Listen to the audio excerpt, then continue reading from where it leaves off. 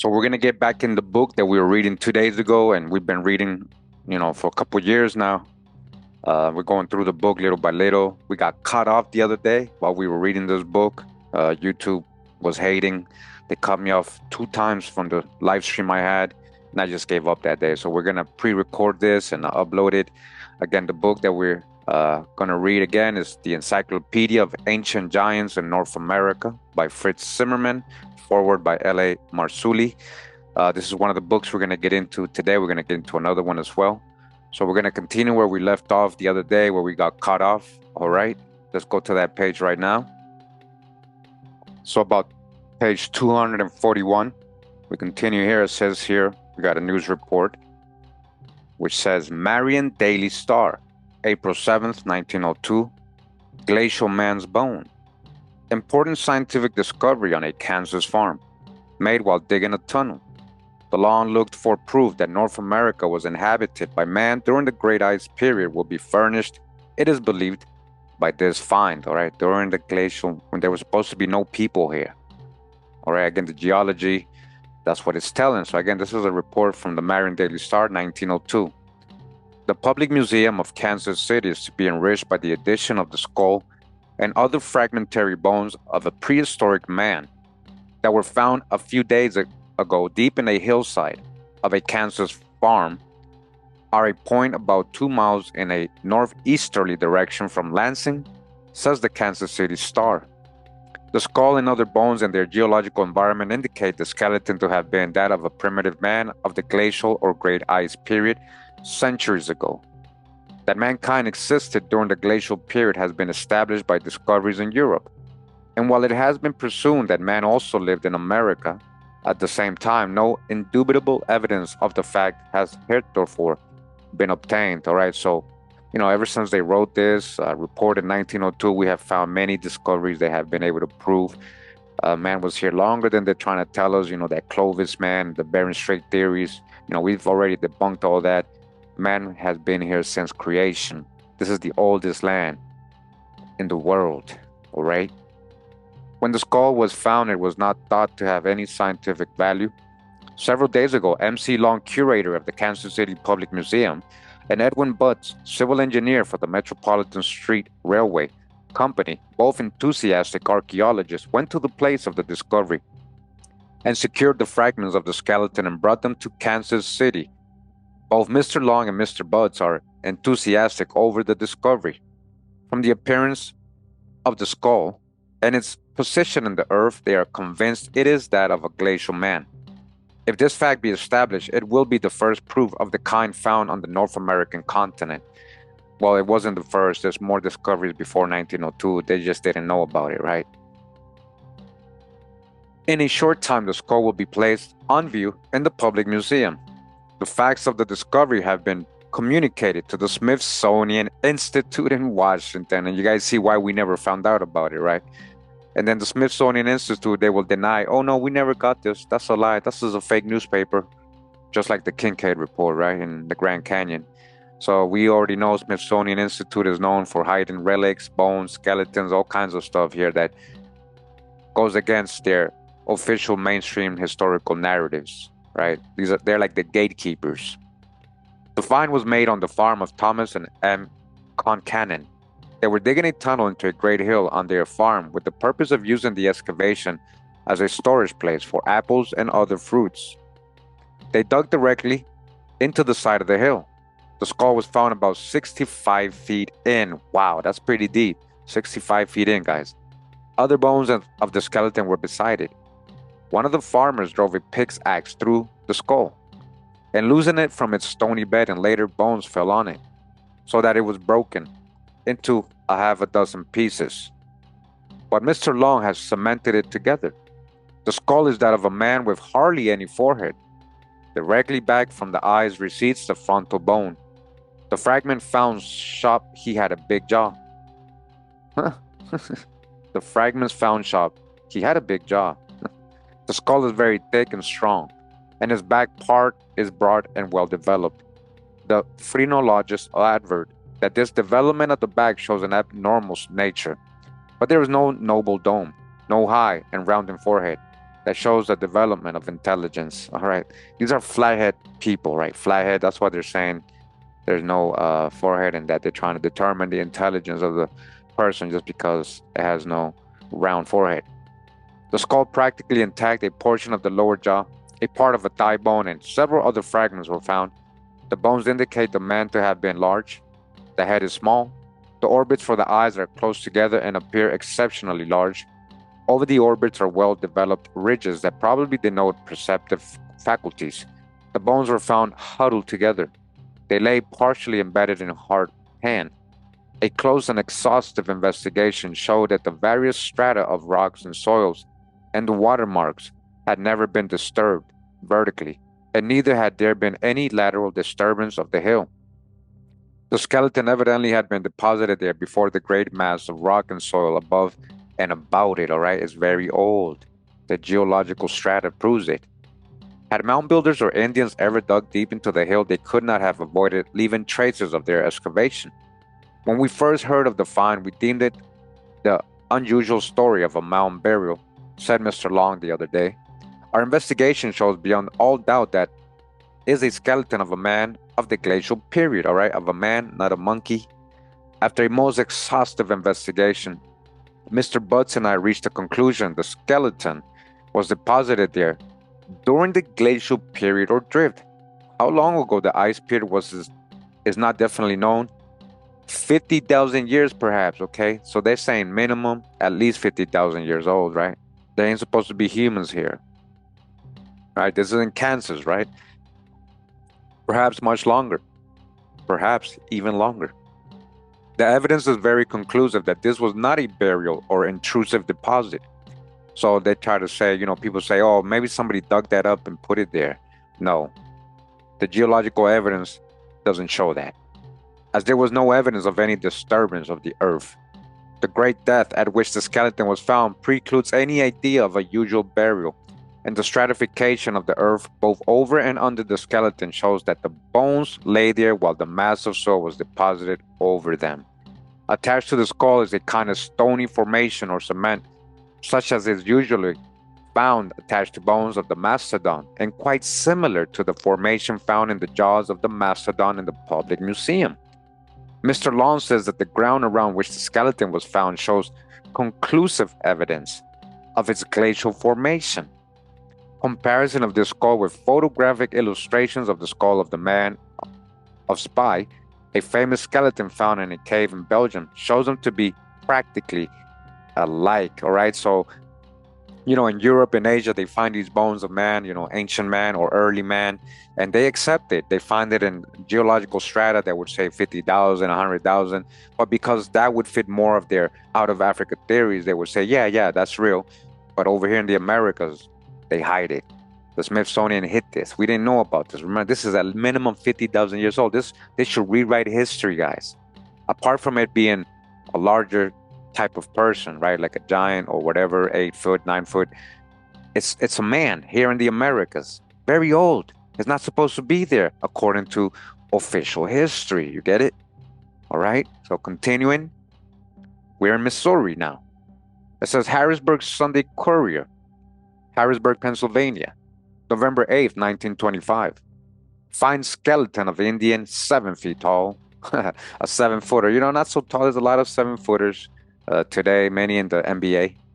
It says St. Joseph, Missouri, November 7th. A skeleton 7 feet, 2 inches long, believed to be that of a member of the ancient Maya.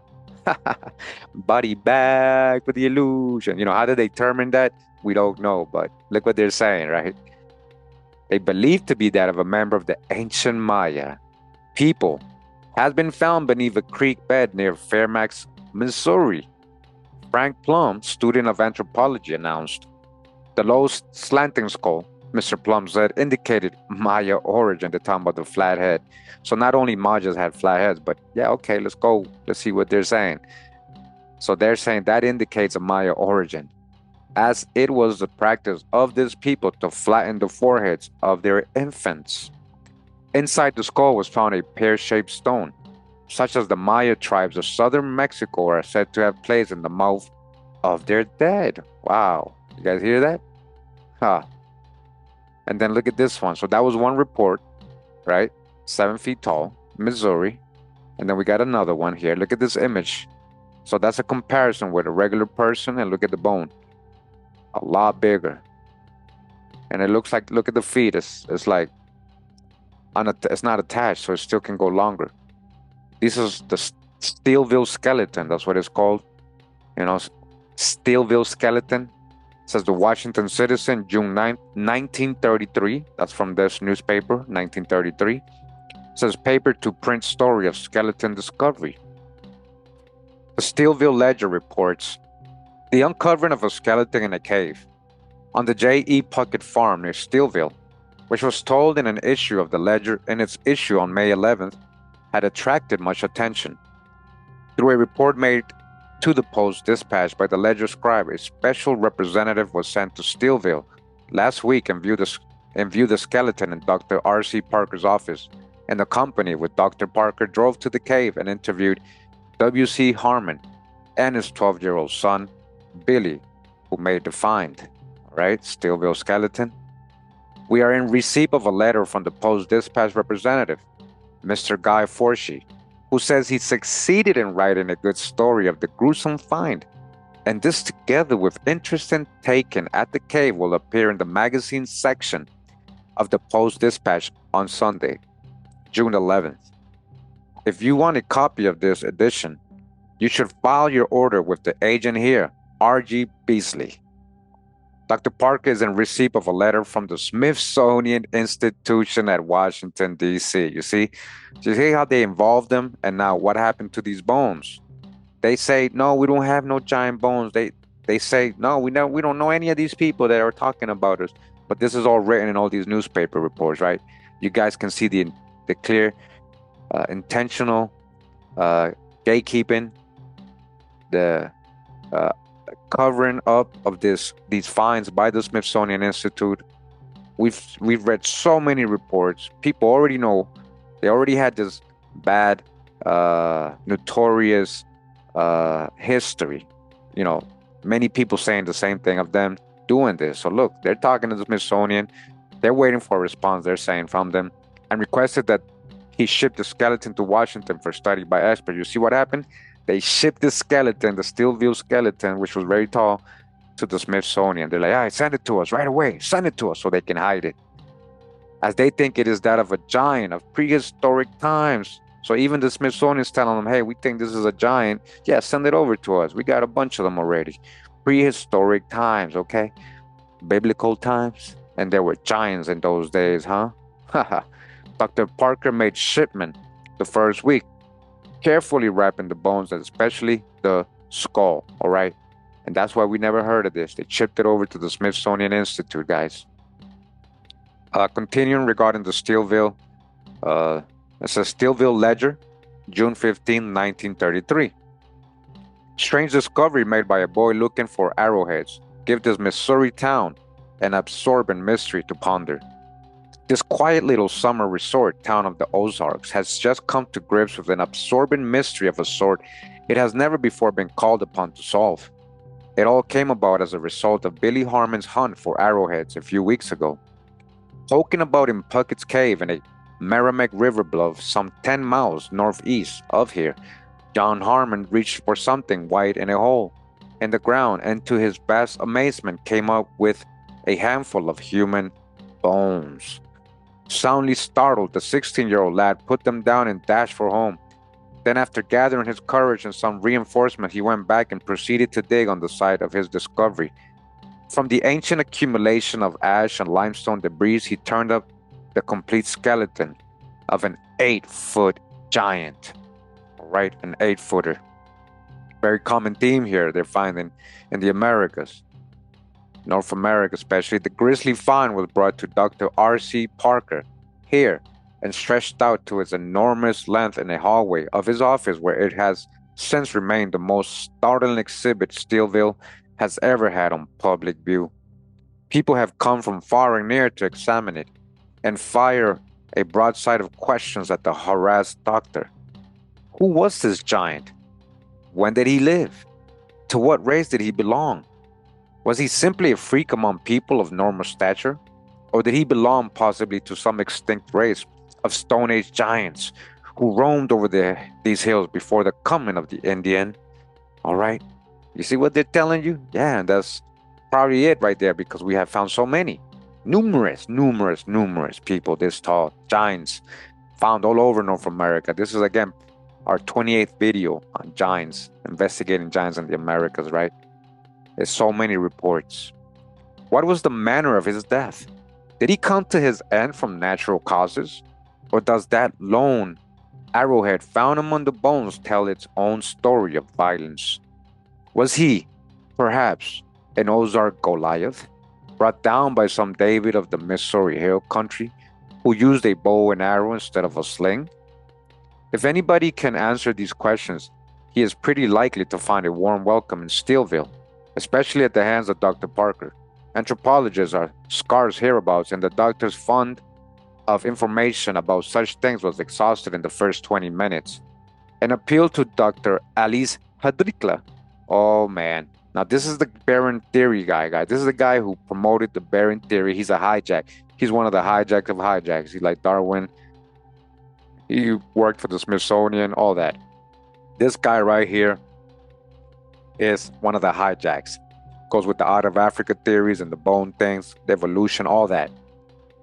Bad guy right here. Dr. Alice Hadrikla says anthropologist of the National Museum in Washington and celebrated authority on primitive races, right? He's the go-to guy, the hijack, the gatekeeper, right? They wanted him to expect it to help, right? They expect him to help with this. Parker has written to him, offering to forward the skull or the whole skeleton if necessary for scientific study. Meanwhile, speculation is proceeding at a lively rate. The consensus of local opinion is that these prodigious bones are the remains of an Indian, maybe an Osage, since the Osages inhabited this region a century or so ago. But in any case, a chief.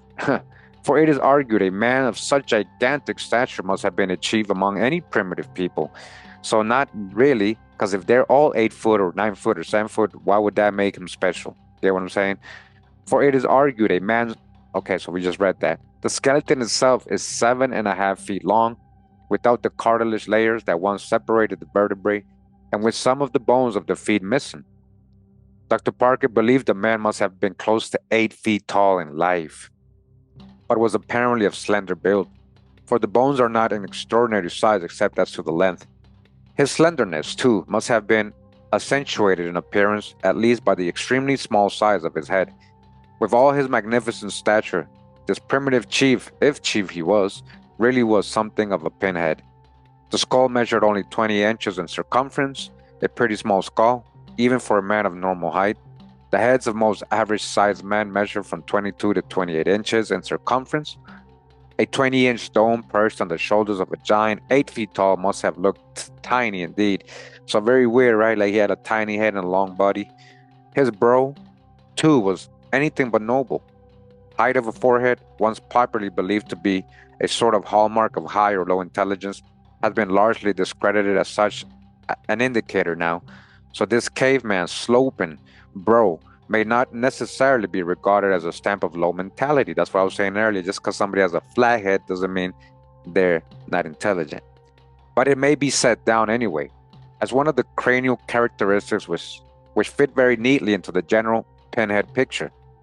Of course, he was considerably more above the eyes and ears than such extremely primitive types as the Pekin man, Piltdown man, and the Neanderthaloids. All right, so Pekin and Piltdown, I think, has been proven as hoaxes. So we dodged the hijack. And Neanderthals, huh? Neanderthal in America, huh? But he did have a low brow. So they were a little different than dumb, but so he did have a low brow, and what is probably more significant, a very narrow one. His jaw, too, while not of the prognatous type, characteristic of the most ancient man, was somewhat heavier than that of an average man of today. As to his age at the time of his death, there is only the condition of the teeth to serve as an indicator. The fact that most of them were still doing service would argue that he had not attained advanced age, and the fact that the molars were considerably worn would indicate he was no longer a stripling.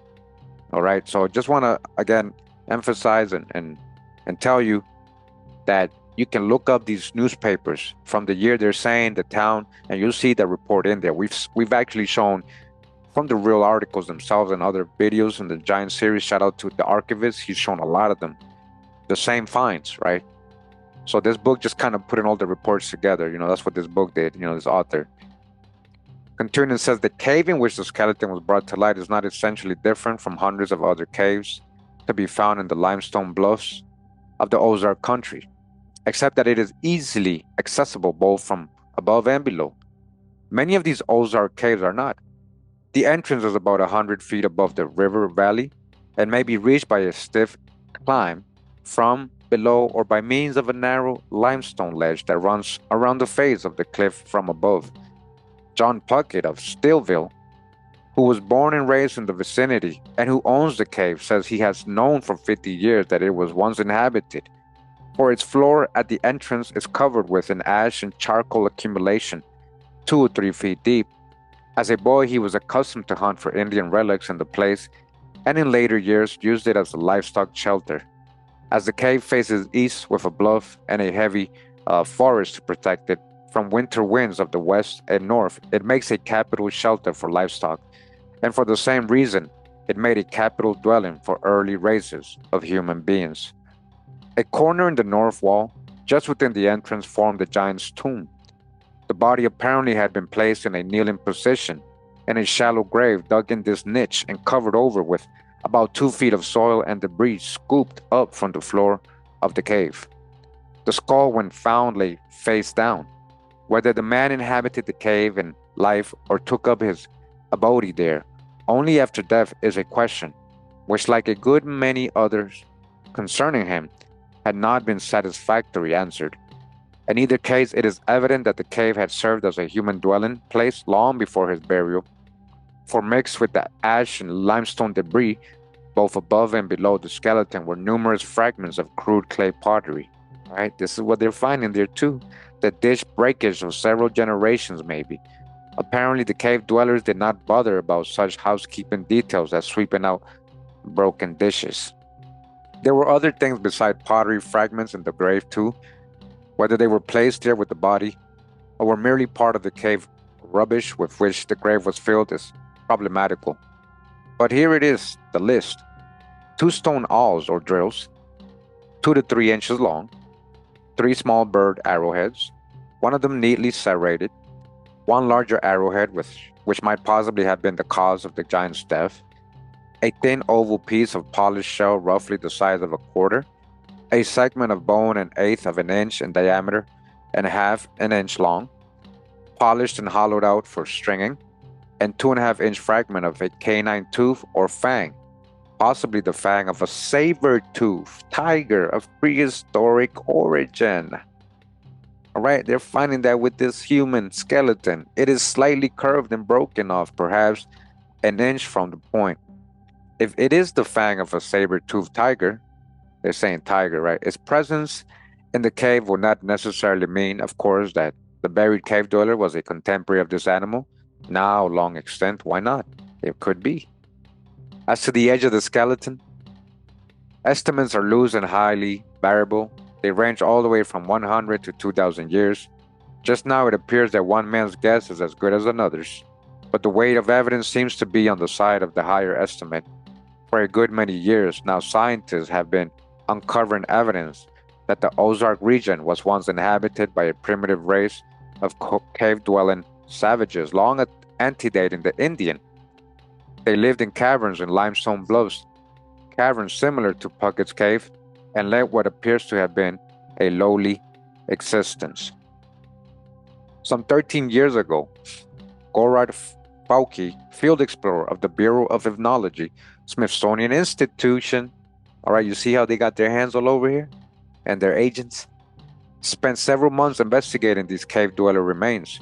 He visited hundreds of caves and found in some evidence of continuous habitation over a period of 1,000 to 2,000 years. His estimates being based principally on the depth of ash accumulations from campfires. One of his most astonishing discoveries was evidence that these aborigines were cannibals. All right, see how the hijack always adds the hijack? The Smithsonian guy saying, oh, they must have been cannibals. Why? Why? For along with the bones of animals which they had used for food, he found also human bones, which had been cracked for the extraction of the marrow they contained. These people, he believed, lived at least 1,000 years ago. Reason appears, therefore, for belief that the giants of Puckett's Cave may have been one of these prehistoric bluff dwellers. All right, so, were there giant people eating other smaller people? Maybe, maybe not. And again, this is all they're guessing. This is from the Smithsonian guy who, today, they say, no, we don't know anything about this. No, what are you talking about? All right, we continue. It says here, ISIS unveiled, 1877. So ISIS unveiled, it was called, huh? As we write, there appears in an American newspaper, the Kansas City Times, an account of an important discovery of the remains of a prehistoric race of giants, which corroborate the statements of Kabbalists and the Bible allegories of the same time. It is worth preserving in his researches among the forests of western Missouri. Judge E.P. West has discovered a number of conical-shaped mounds, similar in construction to those in Ohio and Kentucky. These mounds are found upon the high bluffs overlooking the Missouri River, the largest and more prominent being found in Tennessee, Mississippi, and Louisiana. Until about 3 weeks ago, it was not suspected that the mound builders had made this region their home in prehistoric days. But now it is discovered that this strange and extinct race once occupied this land and have left an extensive graveyard and a number of high mounds upon Clay County bluffs. As yet, only one of these mounds has been opened. Judge West discovered, so this is in 1877. They're like, hey, you see, they're saying we haven't really opened all of them. They hadn't destroyed all of them or, dug up and stolen everything yet, right? Judge West discovered a skeleton about 2 weeks ago and made a report to other members of the society. They accompanied him to the mound and not far from the surface excavated and took the remains of 2 skeletons. The bones are very large, in fact, when compared with an ordinary skeleton of modern date. They appear to have formed part of a giant. The head bones, such as have not rotted away, are monstrous in size. The lower jaw of one skeleton is in a state of preservation and is double the size of the jaw of a civilized person. All right, double. The teeth in this jawbone are large and appear to have been grounded down and worn away by contact with roots and carnivorous foods. The jawbone indicates immense muscular strength. The thigh bone, when compared with that of an ordinary modern skeleton, looks like that of a horse. The length, thickness, and muscular development are remarkable. But the most peculiar part about the skeleton is the frontal bone. It is very low and differs radically from any ever seen in this section before. It forms one thick ridge of bone about 1 inch wide extending across the eyes. It is narrow but rather heavy ridge of bone, which instead of extending upwards, as it does in these days of civilization, receded back from the eyebrows, forming a flat head, and thus indicates a very low order of mankind. So you see how they're saying flathead meant they weren't intelligent? That's the hijack. It is the opinion of the scientific gentlemen who are making these discoveries that the bones are remains of prehistoric men, right? And that's it for that report. And we continue on another one. And it says here, Davenport Daily Republican. This is from June 21st, 1898. Scene of a big battle. Interesting discovery on a farm in eastern Kansas. Signs of a prehistoric race. J.T. Williamson, a farmer living 13 miles west of Kansas City on the Union Pacific Railway, have discovered on his place an ancient burial ground. Upon finds in which he bases his belief that this farm was once the scene of a furious Indian battle. It is not infrequent thing for farmers in counties adjacent to Kansas City to unearth a skeleton or two. All right, they were finding these things all the time back in the late 1800s, right? It wasn't abnormal. It wasn't unusual to find 2 or 3 skeletons all the time. And nothing is thought of it. But Mr. Williamson has made an unusual find. For some time, he has dug up skeletons until he estimates that about 30 have been taken out, only a small part of his lot. Besides the bones, many Indian relics have been recovered. History does not record any great battle in this vicinity, but the findings of a son many skeletons is evidence that some kind of warfare existed thereabouts long ago. No one living anywhere in the vicinity can recall any civilized burying ground there. All right. Again, another battlefield they're saying because they're finding so many skeletons, right? In addition to the Indian bones found there is evidence that the Williamson farm was once the scene of the prehistoric race of mound builders. There are 4 or 5 mounds in Mr. Williamson's orchard near his house, which shows the art of careful building. One of these, much larger than the rest, was opened several years ago by the relic hunters of Kansas State University, and it was found to contain some rare things. There was found the skeleton of a person in the mound. It was pronounced by the university experts the bones of a prehistoric race. It was taken to the university, where it was carefully put together and remains there today. All right, again, this is from the 1898, right? They're writing this. The conclusion that the bones are those of a prehistoric being is drawn from the shape of the head, which is something like an egg. It is a normal-sized skull, but the forehead shows no trace of development. From the eye sockets, the crown of the head slopes back almost to a sharp point, leaving no development whatever of the forehead. The bones are in a fair state of preservation. In the mound, the skeleton was found, a perfect specimen of pottery, which, when the air struck it, crumbled to pieces. Beside these things, 2 large spear heads were found. The other mounds that are scattered through Mr. Williamson's orchard have never been molested. But Mr. Williamson expects someday to explore them. He does not expect to find anything of value, but will open them through curiosity to learn what they contain. The discovery of the Indian bones began several years ago, when excavations were made for the foundation of Mr. Williamson's house. At that time, 15 skeletons were removed in the digging of the foundation of the various buildings. From time to time, 1 or more turned up in plowing. But another wholesale excavation of dry bones took place last year, when Mr. Williamson's son began plowing part of their lot.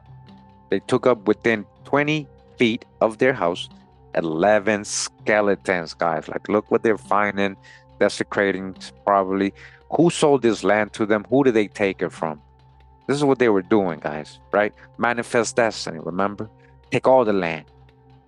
The bones were found under not much more than 2.5 feet of earth. Some of the skeletons were partially petrified and were taken up whole, but most of them fell to pieces when they were picked up. Some of the skeletons crumbled to dust when they were touched. The arrangement of the skeletons showed they had been buried in confusion, while others were lying in rows and showed evidence of careful burying. 2 of the bodies had been buried face downward, and 1 rested on its side. 9 of them were found in a row, and they had been buried with their heads a little to the southeast. Buried with the skeletons were arrowheads, tomahawks, stone pipes, stone axes, and a pair of silver earrings. Silver, right? We had silver earrings. He had silver earrings on, or he or she. And it says, several years ago, Mr. Williamson unearthed the bones of what was probably a big Indian chief. Part of a fancy burial robe were sufficiently preserved to show that it was a rich silk, artistically embroidered. Listen, this giant was wearing silk robe. You see what they're finding here in ancient America, right? I mean, picture that, guys. Who are we really talking about here? There were silver buttons of ancient pattern on the robe. There were silver buttons on this silk robe, right? And a string of silver beads found around the neck. Wow. That's amazing, guys. Like, that's really crazy. So we continue. We got another report here.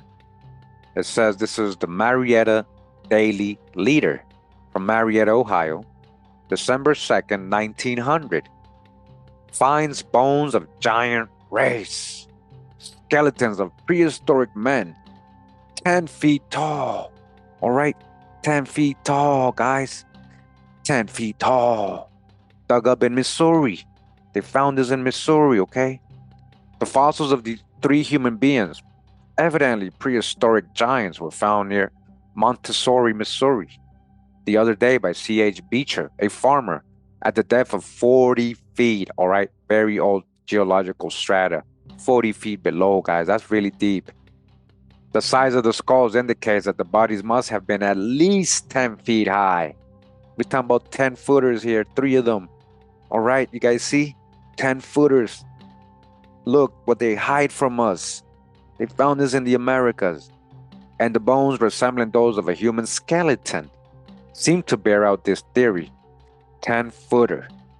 Beecher has quite a collection of fossil relics, which he has found at various times in the vicinity, which is alive with them. He is confident that he has discovered the missing link.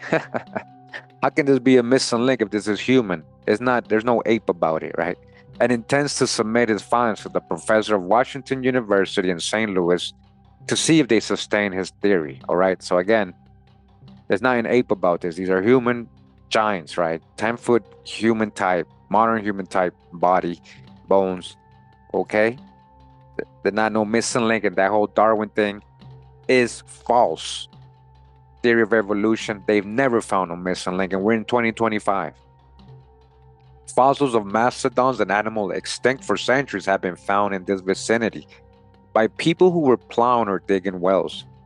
It seems to be a regular graveyard for 40 miles around for prehistoric bones, which indicate the enormous size of the animals that once roamed the land. All right, guys, come on now. Like, so many areas in the North America, you know, we got people's land and property that in their lot alone, they're finding so many skeletons, right? This is what they were finding. This is all the stuff they hid from us. This should be mainstream history. Imagine if they would have made all this public and investigated. We would have had a whole different history, guys. We would have had a whole different idea of what reality, the reality of our existence was, our, you know, our plane, our habitat, our earth, the truth, right? It would have been so different. Fossils of, so they found all these fossils, right? It seems to be a regular graveyard again for 40 miles. These giants of animals and people, they once roamed the land. And this is some pictures right here. It says skulls from Missouri caves. Look at that. Look what they look like. These are humans. These ain't apes at all. Wow. Wow, wow. Man. This is all the stuff they hid from us, guys. I'm just amazed. Like, wow, you know? Continuing. It says Daily Northwestern, October 30th, 1923. Find bones of a prehistoric civilization high up on Rage Bluff in the Ozark Mountains, all right? Richland, Missouri. We're still in Missouri. And July 20th by Associated Press, okay? Halfway up a rugged bluff of the Ozarks, which tower above the Gasconada River, about 3 miles from here, have been found the evidence of a prehistoric civilization which aroused the interest of archaeologists of the Smithsonian Institution, who will arrive here soon to investigate. You see what happened? What are these bones? What happened? Look, Smithsonian hit them all.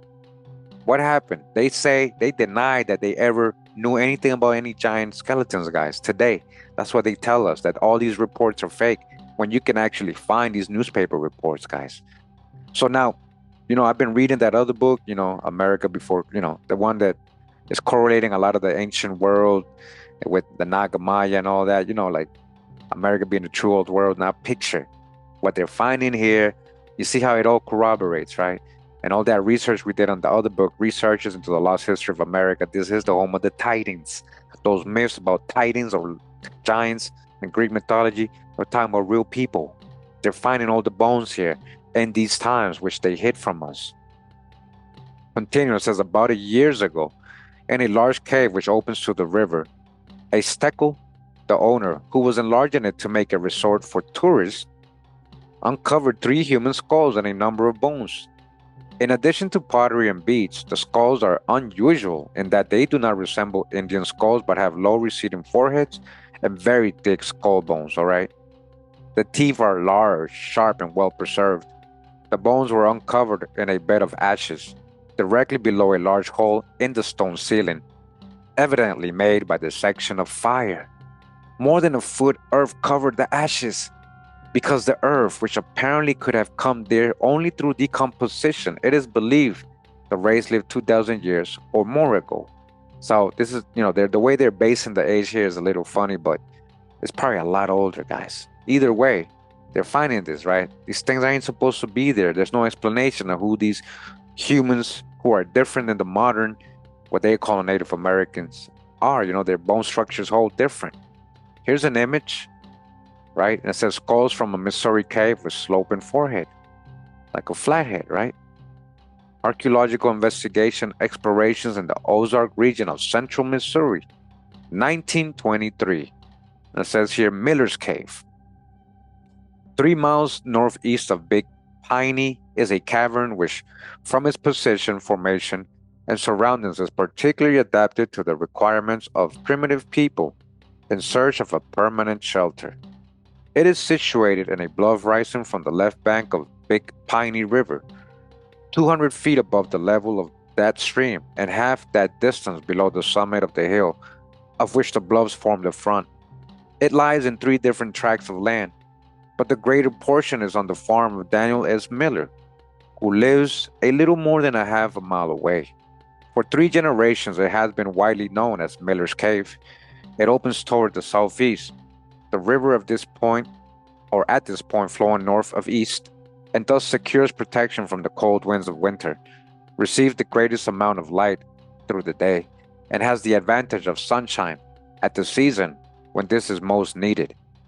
Big Piney, like all streams in the Ozark region, is extremely crooked, and its bed is a continuous succession of riffles and pools, or eddies as they are locally known. In front of the cave is one of these pools, nearly a mile long, at the lowest stages, fully 15 feet deep in places, right? That's a real pool right there. Even now, it yields an abundance of fish, turtles, frogs, and mussels, all of which are important items in the Aboriginal dietary. The first interment was found at 46 feet from the front, 14 feet from the east wall. The folded skeleton of a very old person lay on the right side, head east, and loose ashes on a large flat rock, whose top was 30 inches below the surface. This rock had not been placed here, but had fallen from the ceiling. Probably its existence was not known until it was uncovered in digging the grave. The skull still retained its shape, in part being held in place by the ashes, but fell in pieces when this support was removed. A portion of it was gone. 2 fragments were found several feet away, not near each other, one of which fits in the skull, and the other probably belongs with it also. The frontal bone is nearly half an inch thick, the sutures partially obliterated, the teeth worn down to the necks, some of them nearly to the bone. The forehead is low and receding.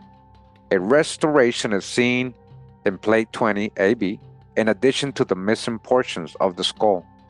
Most of the ribs, half of the lower jaw, and nearly all the dorsal vertebrae were absent, probably having been dragged away by groundhogs.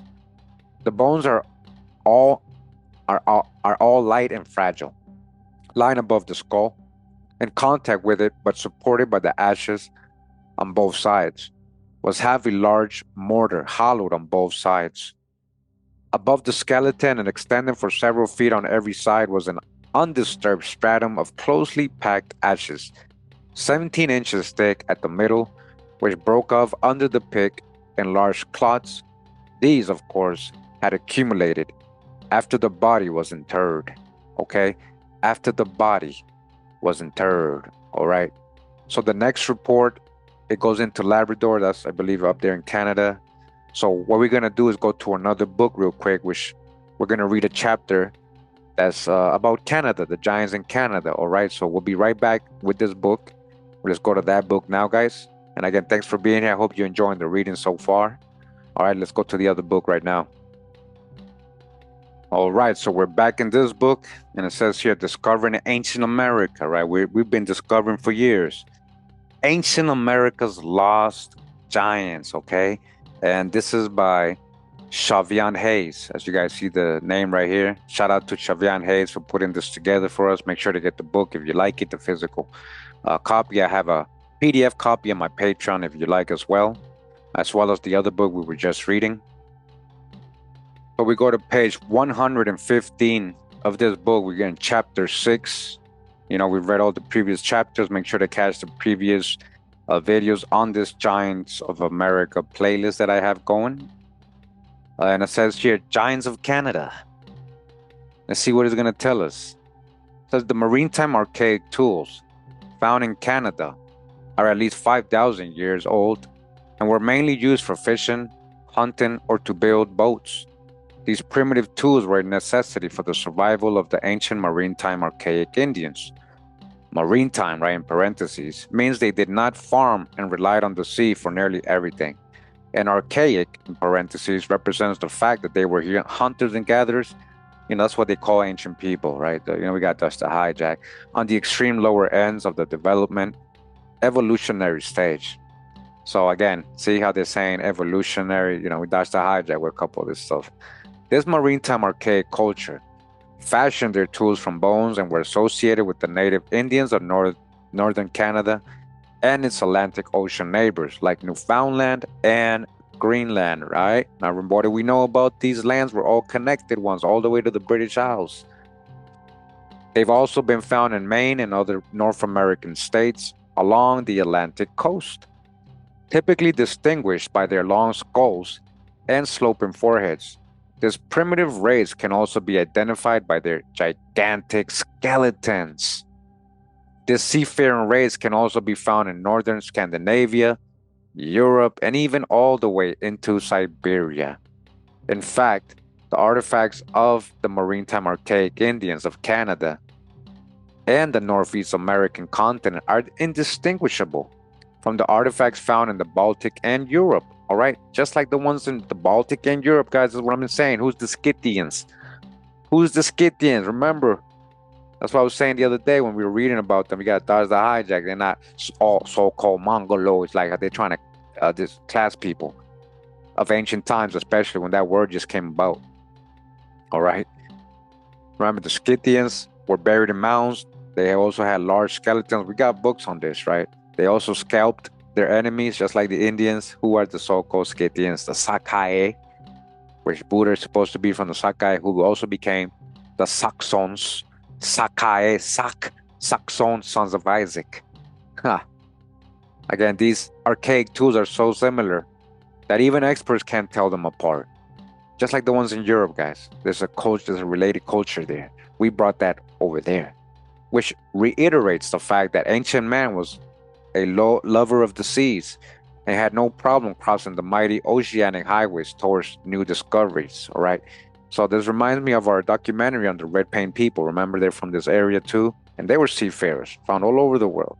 All right, talking about ancient times, and then our other books, right? The American Discovery of Europe and all these other ones, proving all this, proving we were going over there. If anybody crossed the Atlantic first, it would have been from the American side. Remember, the most famous historian on navigation confirmed that.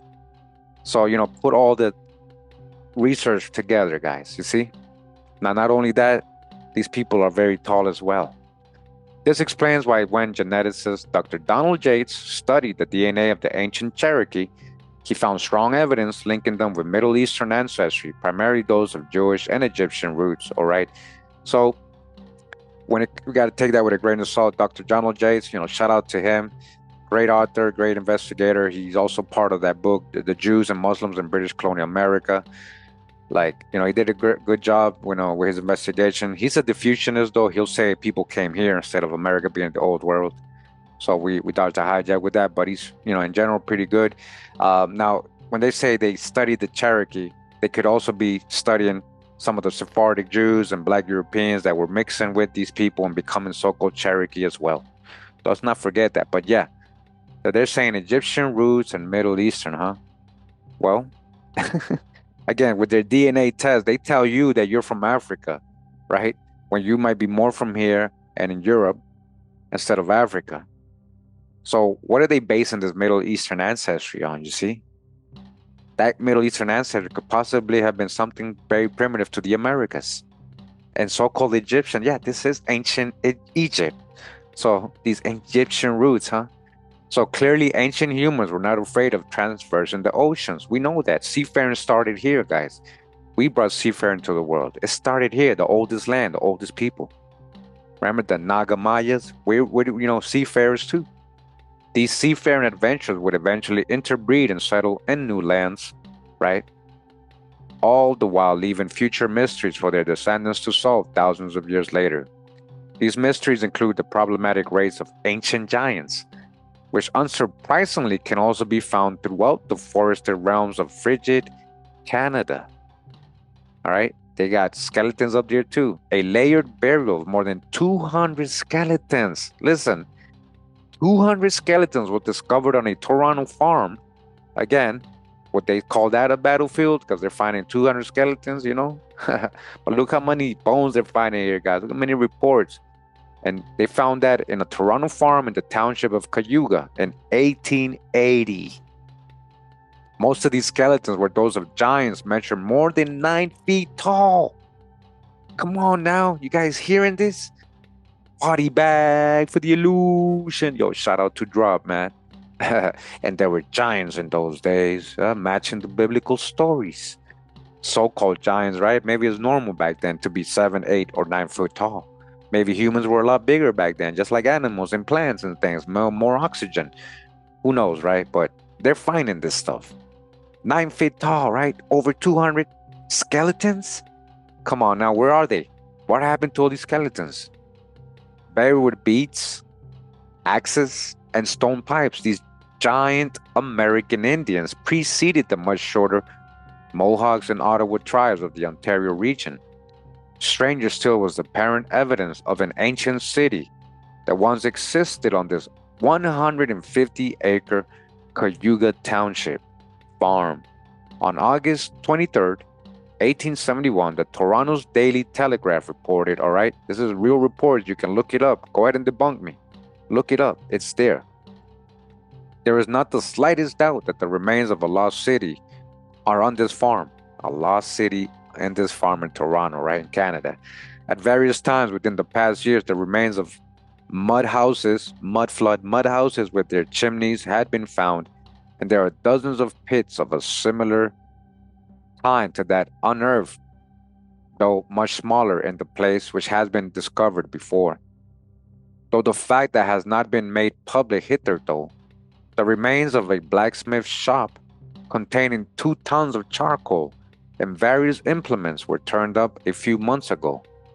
The farm, which consists of 150 acres, has been cultivated for nearly a century and was covered with a thick growth of pine, so that it must have been ages ago since the remains were deposited there.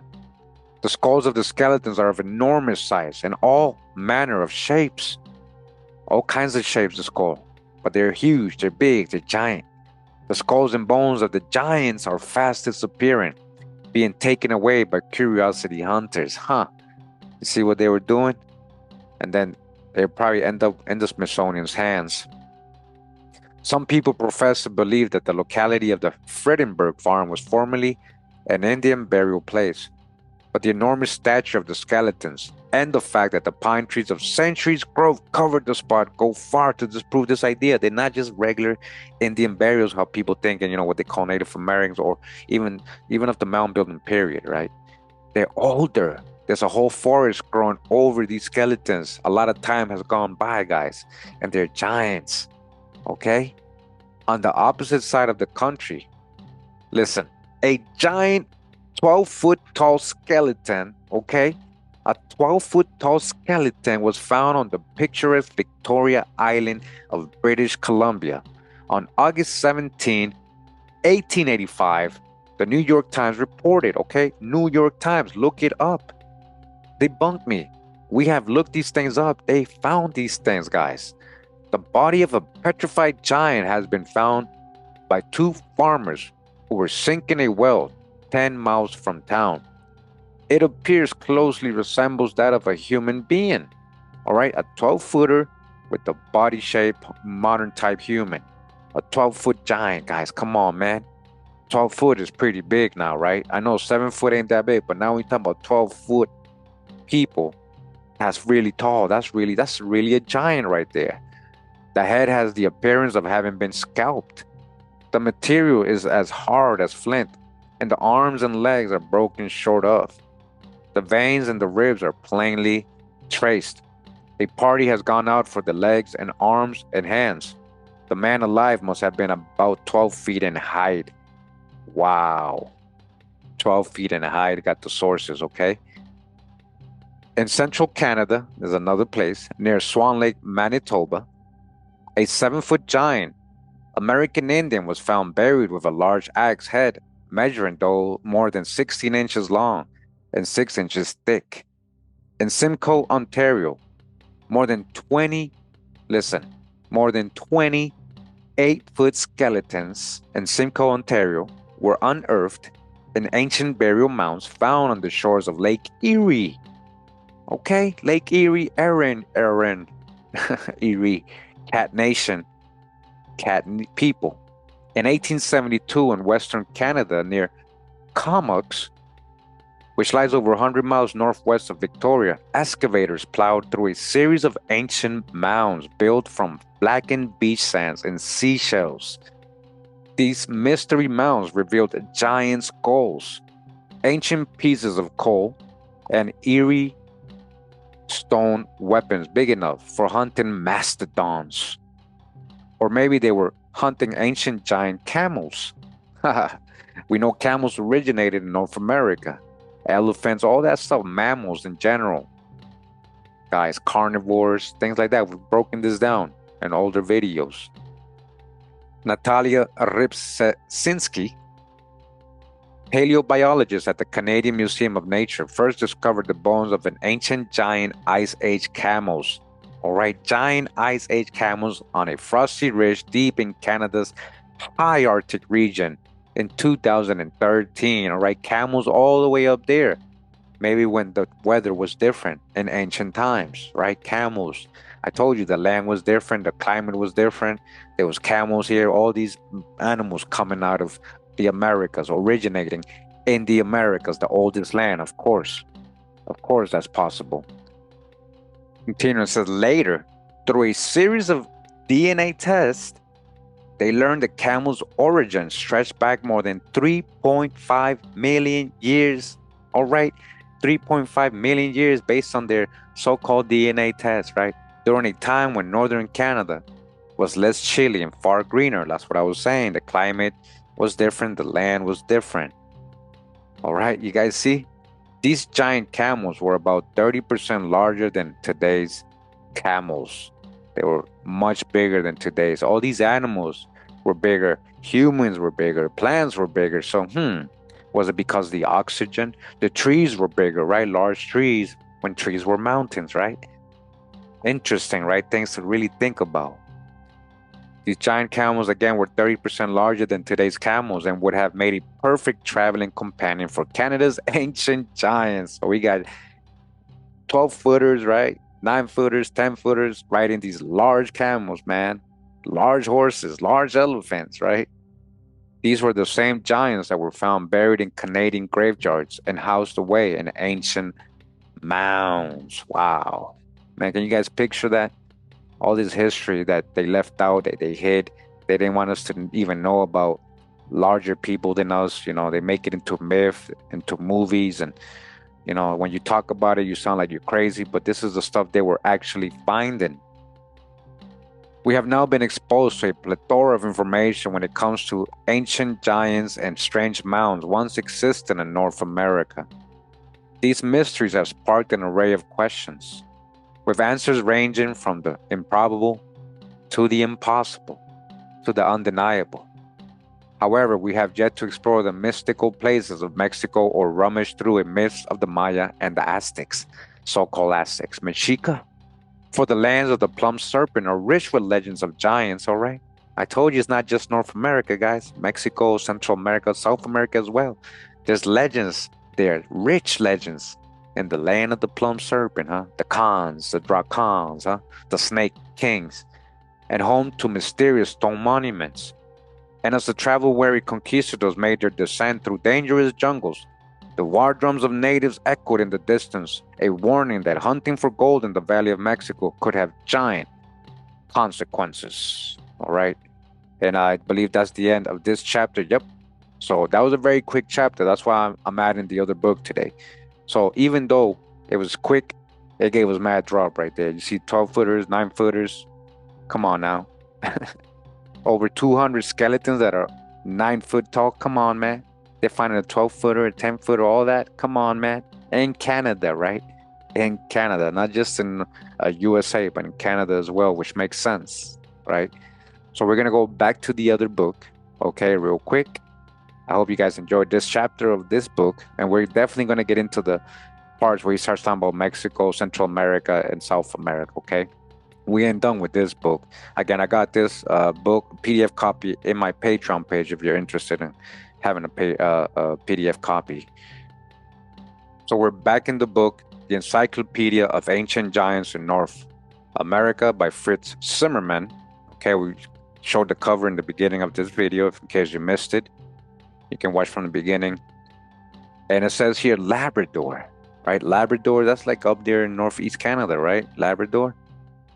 So more giants in Canada. It says here the Beltocs or Red Indians, the Botoc Indians, who many got enslaved by the Portuguese and sent to the Caribbean and the Cape Verde Islands, guys. A lot of the Botoc got sent to the Cape Verde Islands in the 1500s. A lot of people don't know that, right? And then what happened with a lot of people in Cape Verde? After that, in the 1600s, a lot of people are going over there, like John Raleigh, and going there and stealing John Hawkins, sorry, and stealing people from over there in Cape Verde and bringing them to the Americas. These are your so-called Negroes. They were supposedly bringing from Africa, but who was in Cape Verde really? Mostly American Indians and Sephardic Jews that they had kicked out of Spain and Portugal. Think about that, right? So, it says here, Labrador, the Botocs or Red Indians, 1915, Labrador. About the year 1888, Mr. George Hodder of Twillingate came across some Indian remains in a cave on Comfort Island Bay of Exploits, which he secured and which were purchased for the museum where they are now. One being an almost complete skeleton of an adult. Mr. Hodder gave me the following particulars of this find. He says there were 3 or 4 caves on the island where Indians had been buried, but most of the bones had become so decayed that he could only find one perfect skull. Some of the fragments of others were very much larger than one we sent you. We had one under jaw that measured an inch wider and leg bones that measured 2 or 3 inches longer. I believe he says that some of these must have been 7 or 8 feet in height, all right, 8 footers. The skeleton you have was in a cave from 15 to 20 feet in length. Look, come on now. The skeleton you have was okay, the cave was that long. The Indians was buried in a sitting posture, which with grass rope under his seat going up over his head, which was covered with deerskin. He was then covered with birch rind and the cave filled with rocks. He had buried with him quite a lot of arrows, broken in 2 pieces, also quite a lot of beads and bone ornaments, a lot of bird heads, a piece of iron, pyrite, etc.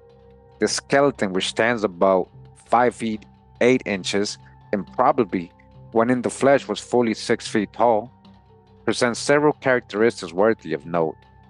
All right, and now we go back to the Americas. Says New York, plummets from New York. What is it saying here? Plummets, huh? Pequot Daily Ledger, or Leader, sorry. Pequot Daily Leader, May 6, 1890. An interesting find. Important discoveries into mounds near New York City.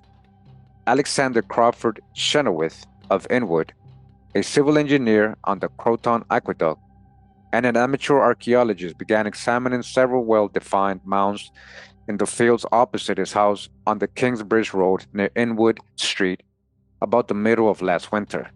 He found 2 flint arrowheads and some thin, flat stones which had evidently been cut by human hands.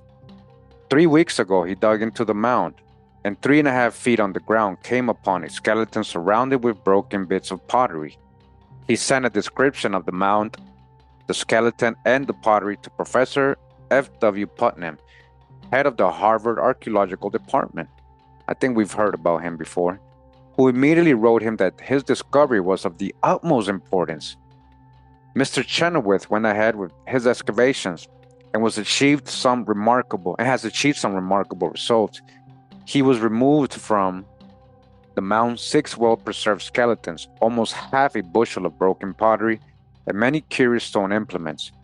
He has also located graves containing 17 more skeletons, which he will take up in the next week or two. Each grave that Mr. Chenoweth has opened is about 3.5 feet deep and cut at least 2 feet into the rock. Every skeleton was on its back. The arms were stretched to their full length and the hands were crossed. Most of the skeletons are about 6 feet tall. All right, so that's not so tall, right? We got a lot of 6-footers today. One of them was a tremendous fella of at least 7 feet, 5 or 6. All right, so 7'6", almost 8 feet. So they did find one pretty big. The shape of every skull, as well as the articles found in the grave with it, indicates Mr. Chenoweth thinks that it must have belonged to an Indian of ages ago. Though forehead is invariably low, the chin protuberant, and the nose Roman. The nose Roman, they're calling that a phenotype. Roman ain't no phenotype, guys. There was so-called black Romans with the so-called West African look or Olmec look. All right, so yeah, that's the idea with the Roman. Hardly a tooth is missing from either jaw, but we get what they're trying to say, right? They're trying to, the mound from which the 2 skeletons are taken is about 25 feet high and 100 feet in diameter. And that's from the New York Letter. All right, so we continue. It says here, New Jersey. The History of Cape May, New Jersey. That's from a book, The History of Cape May, from 1897. It says here, a skull was exhumed which must have belonged to one of a great age, as the sutures were entirely obliterated and the tables firmly cemented together. From the superciliary ridges, which were well developed, the frontal bone receded almost on direct line to the place of the occipital and parietal sutures, leaving no forehead, and has the appearance of having been done by artificial means, as practiced at present on the Columbia among the Flatheads. A jawbone of huge dimensions was likewise found, which was coveted by the observer, but the superstitions of the owner of the soil, believing it was sacrilegious and that he would be visited by the just indignation of heaven if he suffered any of the teeth to be removed, prevailed on us to return again to its mother earth. All right, they reburied it, so they found a large jaw there, they're saying, right? Continuing, it says here, Maryland. The Salt Lake Herald, November 14th, 1897. A 7 feet tall skeleton in Maryland. Bones of giant Indians. There has just been received at the Maryland Academy of Sciences the skeleton of an Indian 7 feet tall. It was discovered near Antietam 10 days ago. There are now skeletons of 3 powerful Indians at the Academy who at one time roamed over the state of Maryland, armed with such instruments as nature gave them or that their limited skills taught them to make. 2 of these skeletons belong to individuals evidently of gigantic size. The bones of the legs are nearly as thick as those of a horse, and the length the bones exceptional. The skulls are fine proportions with walls of moderate thickness, but of great strength and situated behind by a powerful occipital ridge. The curves of the forehead are moderate and not retreating, suggesting intelligence and connected with jaws of moderate development. All right, 7-footers in Maryland. Says here, Pennsylvania, right? The American Anthropologist, 1921, Athens, Pennsylvania, in what is now Main Street. All right, now it's Main Street, just below the museum. So look, they built the museum. Look what they're saying here, guys. They built their museum on top of this burial, right? So what else did they find and what else are they hiding? Because they built the museum right over it. Inlaying water pipes 4 feet underground 20 years ago were found some very large skeletons. They built the museum over it, huh? How old is this museum? One of which was carefully examined and described as a man of gigantic size. Judging from the thigh bone, 21 inches long, he must have been 7 feet tall. The skull was much larger than usual, very thick, the forehead unusually receding, and the top flattened. The jaws were extremely strong, full of large, perfect teeth. Altogether, the remains seemed to be those of a brutal, powerful giant. Okay? A brutal, powerful giant. It says here Florida. The Florida plummets. This is from the Miami News, September 2nd, 1934. Bones of a giant race found by CCC diggers. Okay? And look at the image, guys. It says here, this is from the newspaper, right? Skeletons of a lost race unearthed near Silver Springs. All right? Near Silver Springs, right? Look at the image. They had these bones. What happened? Look at the cheekbones, man. Very high, very prominent.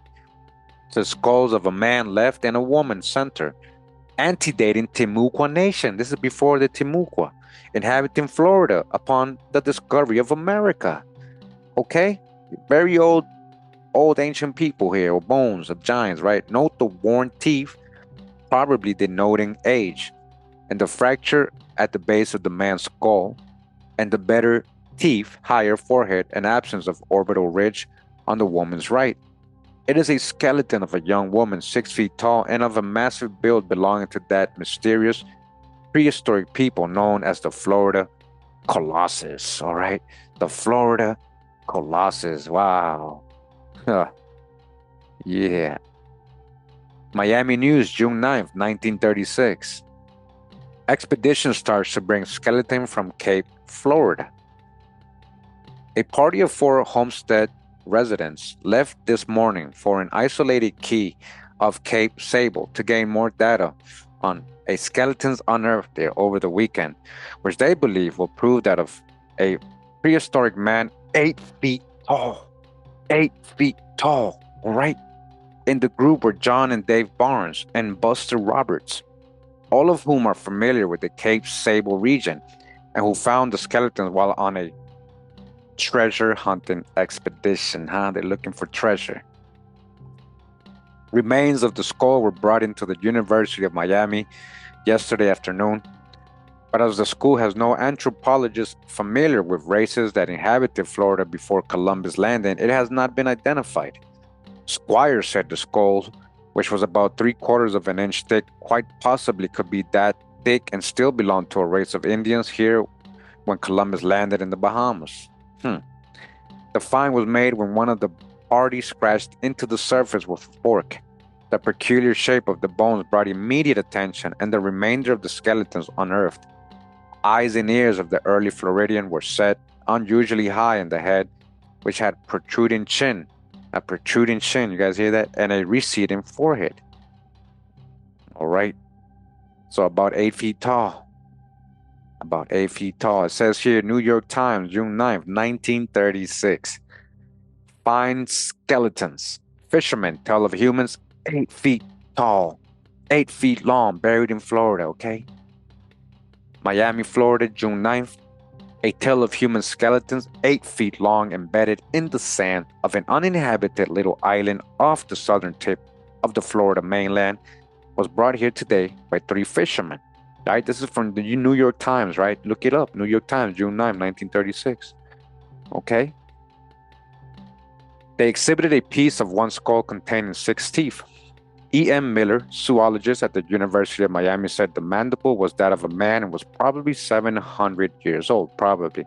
You know, they're dating it. They don't know. It is entirely probable that this find might be important, he commented. But I could not tell anything about it unless I had the measurements or additional information. The men said the skulls were unusually thick, the jaw protruded, and the eye sockets were high in the head. All right. That's a report right there. We go to another one here in Florida. It says Miami News, June 9th, 1936. Expedition starts to bring skeleton from Cape Florida. A party of 4 homestead residents left this morning for an isolated key of Cape Sable to gain more data on a skeleton unearthed there over the weekend, which they believe will prove that a prehistorical man, 8 feet tall, right? So we're kind of getting the same report just from another paper. So 8 feet tall in the group were John and Dave Barnes and Buster Roberts, of all whom are familiar with the Cape Sable region. But we kind of read this already, right? You're going to keep going. Squire said, yeah, they kind of repeated the report here in this book. So continuing, says Sarasota Herald, Friday, March 19th, 1926. The body of an Indian chief found in Big Mound.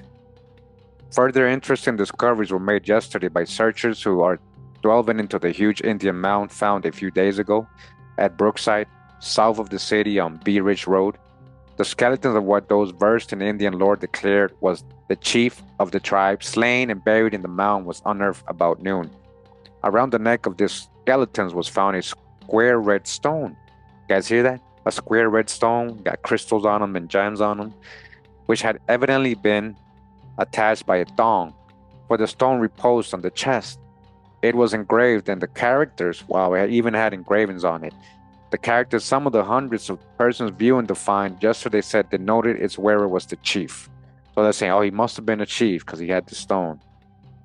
Another unusual find yesterday was more skeletons at the bottom of the mound, about 10 feet deeper than where the first one was discovered.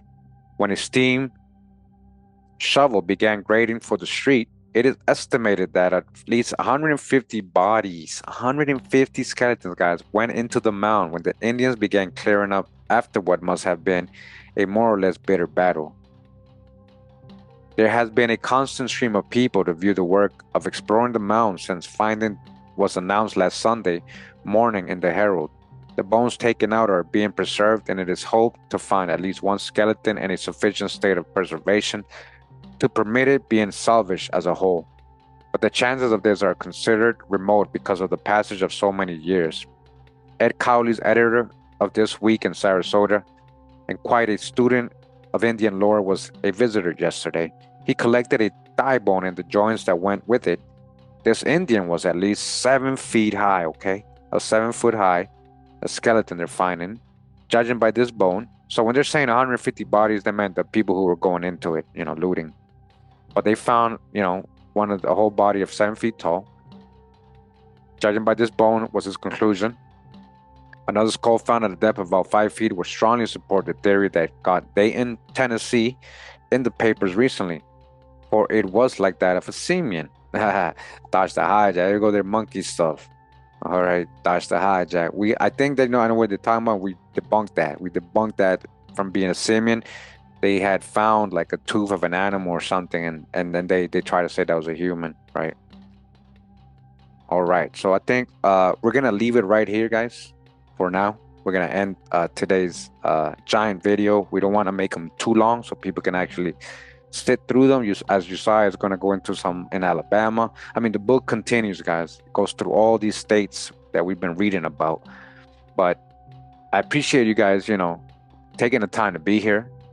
And reading along with me, getting through these books, especially this giant investigation.